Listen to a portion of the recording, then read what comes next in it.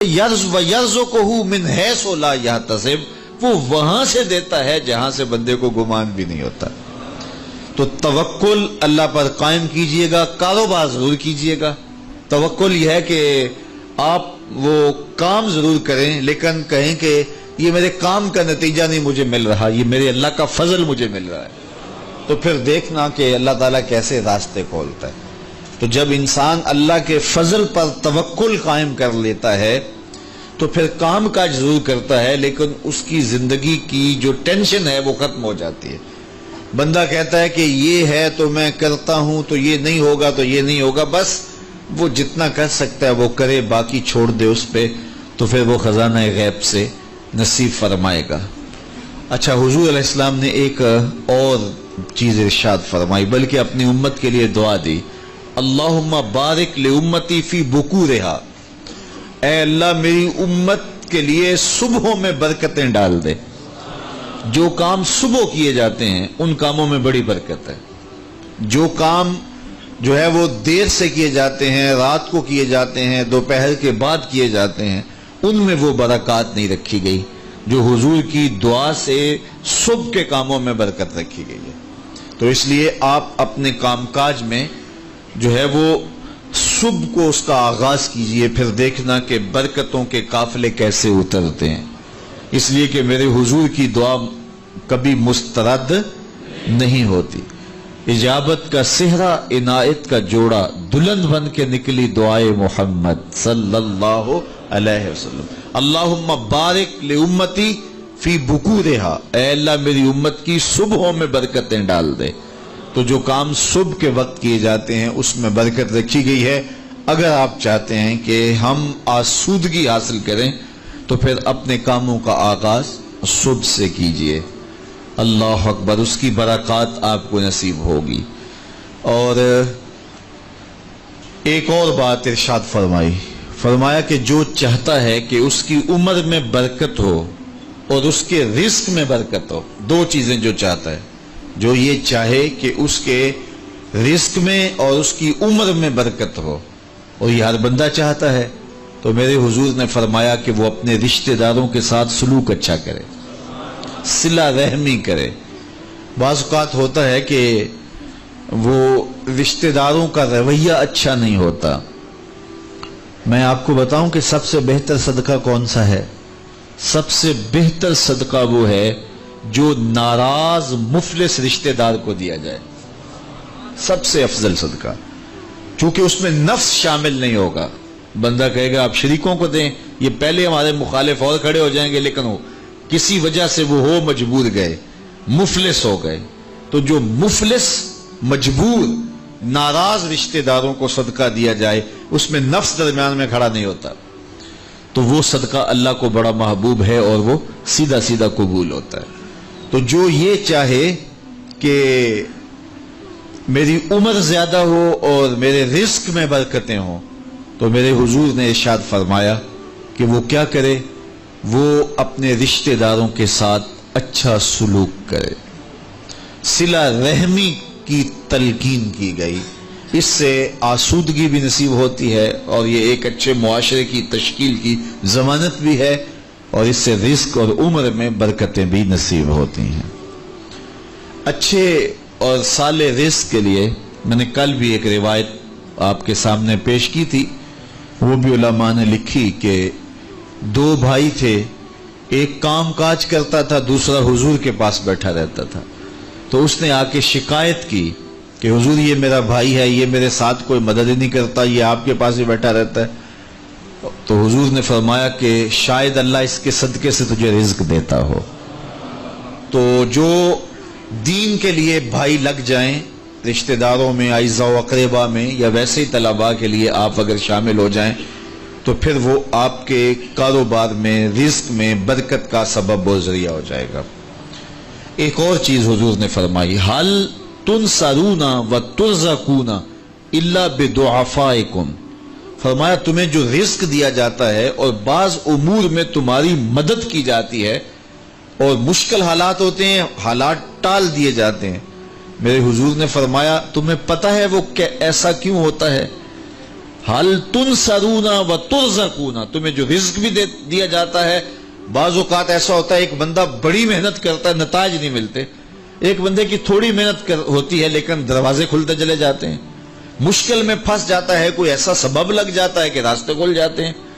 تو بندہ کہتا ہے کہ پتہ نہیں یہ کیا ہوا. تو حضور نے فرمایا کیا جانتے ہو حل تنصرونا و ترزقونا، تمہاری یہ جو مدد ہوئی اور تمہیں جو رزق کی کشادگی عطا کر دی گئی یہ کیوں ہوئی ہے پتہ ہے؟ الا بدعفائکم، کہا تم معاشرے کے جن کمزور لوگوں کی مدد کی ہے یہ ان کی دعاؤں کا نتیجہ ہے. اپاہج، کمزور، لاچار، اراملہ، یتامہ، مساکین. یار جب کوئی شخص کسی یتیم کی مدد کرتا ہے اور ان کے گھر میں چولہا جلتا ہے تو عرش کا رب کتنا راضی ہوتا ہے. جب کوئی دکھیے کے کام آتا ہے اور اس کی اعانت کرتا ہے تو پھر وہ راضی ہو جاتے ہیں. غریب پھنسے ہوئے ماں باپ، گھر بیٹی جوان ہو رہی ہے اور بڑھاپے کی طرف اس کا رخ ہو رہا ہے اور ان کے پاس ہمت نہیں ہے کہ ان بیٹی کو اٹھا سکیں، تو کوئی صاحب ثروت چپکے میں جا کے ان کی مدد کر دیتا ہے کہ تیری بیٹی میری بیٹی ہے اور اس کو تو نے گھر کی دہلیز سے اٹھانا ہے. تو پھر وہ ایک دم خوش ہو جاتا ہے اور آسودہ ہو کے اس کا انتظام کرتا ہے اس کی شادی کا. تو کوئی جانتا ہے کہ اس بوڑھے ماں باپ کے دل سے کتنی دعائیں نکلتی ہیں اور اس جو ہے وہ بیٹی کے دل سے کتنی تمنائیں اور کتنی جو ہے وہ نیک جذبات ان اشخاص کے لیے ہوتے ہیں جو ان کی مدد کے لیے کھڑے ہوئے. تو کوئی اس کا وزن ہے؟ کوئی وزن نہیں کر سکتا کہ اللہ تعالیٰ اس کی برکت کتنی عطا کرتا ہے. تو میرے حضور نے ارشاد فرمایا تمہیں جو رزق دیا جاتا ہے، مصائب سے تمہیں بچا لیا جاتا ہے، آتی آتی تکلیف ٹل جاتی ہے، تمہاری نصرت دشمن کے مقابلے میں ہوتی ہے، حاسدین کے مقابلے میں تم کھڑے ہو جاتے ہو. فرمایا تمہیں پتہ ہے یہ تمہیں کیوں ایسا ہوتا ہے؟ فرمایا الا بدعفائکم، جو تمہارے معاشرے کے کمزور لوگ ہیں جن کی تم نے مدد کی، فرمایا یہ ان کی دعاؤں کا نتیجہ ہوتا ہے. ان کے اٹھے ہوئے ہاتھ اللہ کبھی خالی نہیں موڑتا ہے. اس لیے لاچار لوگوں کی، دکھی لوگوں کی، بے بس اور بے آسرا لوگوں کی مدد کے لیے کھڑے ہو جایا کرو. وہ کسی نے کہا تھا کہ بڑوں کی بڑی بڑی خدمتوں سے وہ سکون نہیں ملتا جو چھوٹے چھوٹے لوگوں کی چھوٹی چھوٹی خدمتوں سے مل جاتا ہے. بڑوں کی بڑی خدمتیں بھی کریں تو وہ راضی نہیں ہوتے، لیکن چھوٹوں کی چھوٹی چھوٹی خدمتیں، یار غریب کو تو پیار سے کھڑا کر کے اس کے پشت پہ شفقت کا ہاتھ پھیر دیں تو وہ سارا دن خوشی سے گزار دیتا ہے کہ آج جو ہے وہ فلاں صاحب نے مجھے تکریم دی ہے، مجھے عزت دی ہے. تو میرے حضور نے فرمایا کہ تمہاری یہ جو مدد ہوتی ہے اور رزق دیا جاتا ہے یہ تمہارے کمزوروں کی وجہ سے اللہ تعالیٰ تمہارے اوپر کرم فرماتا ہے. اچھا، ایک اور ذریعہ رزق کے اضافے کا حضرت عبداللہ ابن مسعود رضی اللہ تعالی عنہ کی مرویات سے. یہ حضرت عبداللہ ابن مسعود جلیل القدر صحابی ہیں. ان کے ہاں بیٹیاں ہی بیٹیاں تھیں.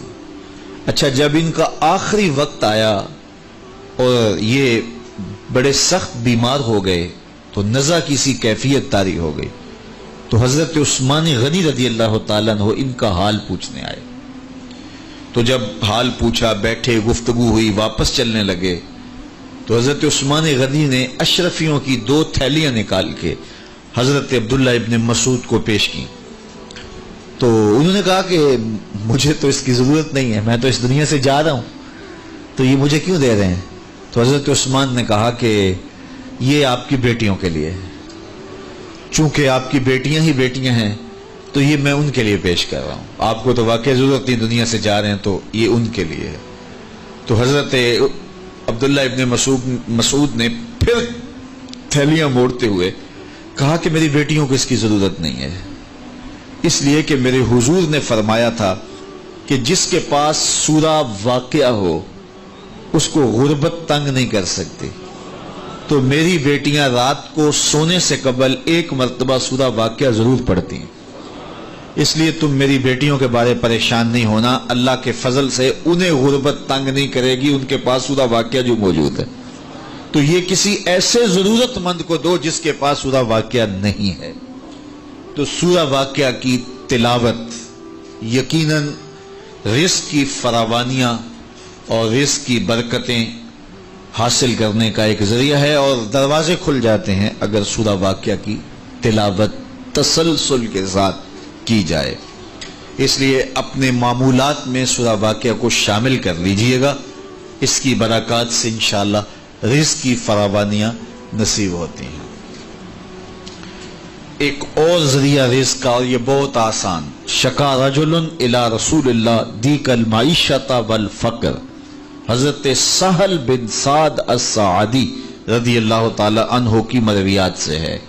ایک شخص حضور کی خدمت میں حاضر ہوا اور اس نے کہا میں کثیر العیال ہوں، ذرائع آمدن بہت تھوڑے ہیں، میرے لیے کچھ ارشاد فرمائیے۔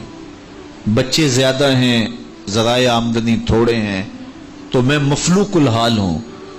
تو اس نے اپنے فقر کا، اپنی غربت کا حضور کے سامنے قضیہ رکھا۔ شکا رجل الی رسول اللہ دیک المعیشۃ والفقر۔ آقا کریم نے اس کو جو وظیفہ بتایا وہ بالکل آسان ہے، آپ سب کو پہلے یاد ہے، لیکن اس پہ عمل کرنے شروع۔ قال اذا دخلت الدار فسلم علی، کہا جب گھر جائے تو گھر میں داخل ہونے لگے تو گھر والوں کو السلام علیکم کہہ دیا کرو۔ یہ وظیفہ شروع کر لو کہ جب بھی گھر جاؤ السلام علیکم۔ اس کے بعد ایک مرتبہ سورہ اخلاص پڑھ دیا کرو، قل هو اللہ احد۔ یہ وظیفہ فرمایا تم نے شروع کر دینا ہے، جب بھی گھر جاؤ السلام علیکم یہ کہہ کے داخل ہو، پھر اس کے بعد قل هو اللہ احد ایک مرتبہ سورہ اخلاص پڑھ دیا کرو۔ اور میرے آقا نے فرمایا کبھی ایسا ہو کہ تو گھر جائے، گھر موجود نہ ہو، اہل خانہ کہیں گئے ہوئے ہوں، تو فرمایا عمل نہیں چھوڑنا، فسلم علیہ، پھر تو مجھے سلام کہنا، پھر تو مجھے سلام کہہ دینا۔ وہ صحابی فرماتے ہیں کہ میں نے یہ عمل شروع کر لیا، جب گھر جاتا السلام علیکم، اس کے بعد سورہ اخلاص پڑھ دیتا، بیٹھنے سے پہلے پہلے یہ کام کرتا۔ اور کبھی ایسا ہوتا میں گھر نہ جاتا، گھر والے گھر نہ ہوتے، پھر تو مجھے چائے چڑھ جاتا، پھر میں حضور کو سلام کہتا۔ اللہ اکبر۔ حضرت ملا علی قاری نے شرح شفا میں لکھا ہے، جو حضرت قاضی ایاز مالکی اندلسی علیہ رحمہ نے لکھا ہے شفا میں، کہ جب گھروں کو جاؤ تو حضور کو سلام کرو، تو اس کی شرح میں لکھتے ہیں حضور کو سلام کیوں کرو، تو وہ کہتے ہیں لِأَنَّا رُوحَهُ علیہ السلام موجود فی بیوت المسلمین، اس لیے کہ حضور کی روح کا فیضان مومنین کے گھر میں موجود ہوتا ہے۔ اللہ اکبر۔ اس لیے حضور کو سلام کرو۔ وہ کہتا ہے جب کوئی نہ ہوتا میں حضور کو سلام کرتا۔ وہ اپنے نام لیواؤں کو تنہا چھوڑتے کب ہیں، جہاں ہم دم نہ ہو کوئی وہاں سرکار ہوتے ہیں۔ تو کہا اس کے بعد سورہ اخلاص پڑھ دیتا۔ یہی میرا عمل رہا۔